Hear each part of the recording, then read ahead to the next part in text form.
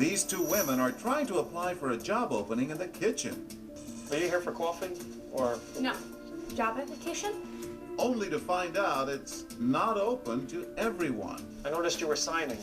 Yeah, we're deaf. That's right, they're deaf. And because of that, the manager rejects their application.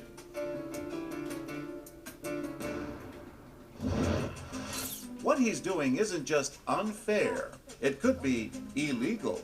I'm not going to hire a deaf person. I'll just let you know now, so we'll save you some time. I mean, you're deaf. It's going to be really hard for you to work here. It's the kind of thing that usually happens in secret, behind closed doors.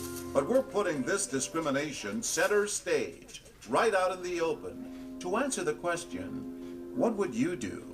Coffee shop, our cold-hearted manager is busy building his own barriers. All right, you know what, fill out the application, but I'm going to be honest with you, I'm probably not going to hire you.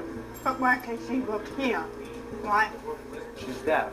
Remember, it's not a question of communicating with customers. This is a kitchen job. You sure you want to work here? Yeah, it's a kitchen job, right? Right. But can you hear me? I can't really hear, but I read lips. You read lips? Yeah. It's easy to read the look on Kristen Golby's face as she watches in growing disbelief. I just don't think this is the right place. Like, if I yell something to the kitchen, you can't hear me. But the manager ignores all those daggers Kristen shoots his way. So I shouldn't even bother with this? I'm not saying that. I'm just saying I'm not going to hire you. Not going to fill it out? No. Sorry. Sorry. Is this yours, ma'am? The coffee isn't the only thing steaming as Kristen storms out. The manager, played by both male and female actors, continues serving up the discrimination. We can't hire you. Many customers are right next to the action. Yeah, but if you can't hear me, how are we going to communicate? You can write stuff down, like make a list. Yeah, but what if I need something done right away? But most don't openly object. A few do stand up to the discriminating manager. Should be suing her. If she can't hear me. But the most surprising reactions come from three customers with something in common. They work in recruiting and human resources. Yes. Work in human resources. Let me give you a little piece of advice. Yeah. I probably wouldn't have done that. You cannot say that. I want to be honest with her. But you can't say that. I mean, you can't handle it like that. She can come after you. You can't discriminate. If only they had stopped right there. These hiring and firing experts would have been heroes, but they didn't. Listen to the rest of our hidden camera recording and you'll see why we're not showing you their faces. I probably wouldn't have done that. Only because I probably wouldn't take her application and then we wouldn't hire her. Because when you think about it, everybody has rights to work. So let her fill it out? I just probably would have let her fill it out and you'll write a note on the back of it to yourself that said, not a thing. That's right, the outrageous advice from Human Resources? Write a note on the back of the application that the deaf girl is not a fit. Now listen carefully to this recruiter. I've been recruiting. You can't handle it like that. She can come after you. You can't discriminate. Just accept it and don't call. You can't tell her. They have more rights than anybody in the world. You have to just accept your application. Just don't. Just don't call.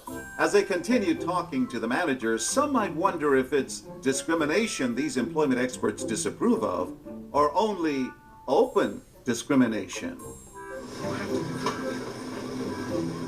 Today's world will come in and will cut your nails off. So, it's not a problem to not hire her because she's deaf. It's just saying it out loud to her.